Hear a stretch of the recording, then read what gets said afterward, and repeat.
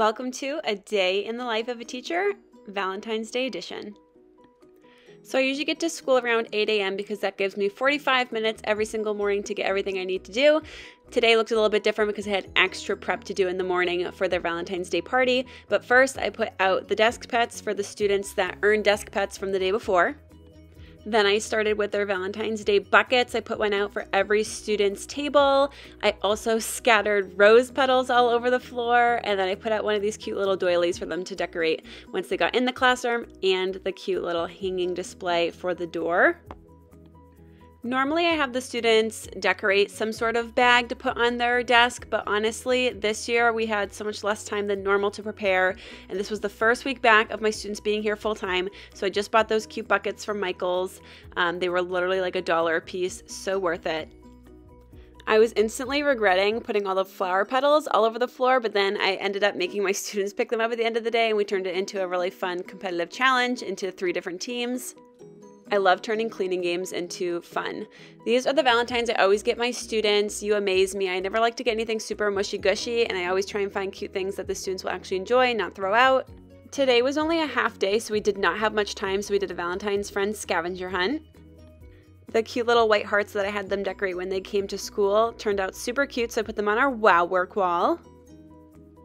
Unfortunately, a lot of kids did not get to finish. That's why it looks so bare. Then we listened to one of my favorite Valentine's Day read-alouds, Somebody Loves You, Mr. Hatch. I learned it in kindergarten when I was student teaching, and I am obsessed with it. And here's a little quick glance at some of the really cute things that my students brought in for me. I love them so much. I just love Valentine's Day simply for the chocolate. On Fridays, my students only stay till 12, and then we have 3 hours to do any sort of PD that we want, and typically what I do is I prep for the next week. So I printed out a lot of the materials that we're going to need for next week, including these couple of resources that I just added to my drive. You don't know how grateful I am that I'm allowed to print at my school because I print a lot.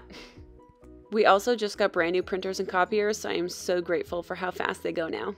Side note, if you teach foundations, you need to get this resource off of Teachers Pay Teachers. They have a packet for every single unit. It will literally save your life. These are the Writer's Workshop books that my students use, so I had to make some more copies of them since we're running out. These Friday half days have been so helpful because it gets me so prepared and makes me feel so ready for the next week. I usually am able to fill all of my daily 5 drawers for the next week ahead.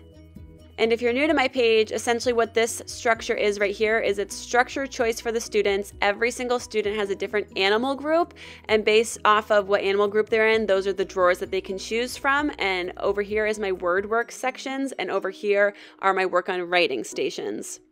I try and differentiate the drawers as best as I can so that every single animal group is getting what they need. Some of my groups are very close. For example, my koala and my polar bear group are essentially at the same level, but they're just too many students to put in one group. So a lot of their activities will be the same from time to time. But other than that, everything's usually pretty different. One thing I'm not super good at is grading work and returning it to students each day. So what I usually do is I let the finished work bin pile up, and at the end of the week I will look at it all and then pass it out over the weekend so that they can come back on Monday and get all of their work in their mailboxes to take home. So when students in those animal groups for Daily 5 are not picking a choice from the bins or going to listen to reading or reading to someone, they are coming to the teacher table, and I have a schedule for that, and this is how I map it out, and these are the buckets where I put all of the resources they will need for the week, and each one, and they're labeled by each animal. And I haven't talked about this much on my TikTok page, but I do my math rotation, my math workshop part of the day, very similar to how I do Daily 5. There are different colored groups, and basically they don't have differentiated activities because we're all working essentially on the same skills in math. For example, this week we're re-looping back to place value. So even though the drawers necessarily aren't differentiated, when they come to teacher time, that is what's differentiated for each group.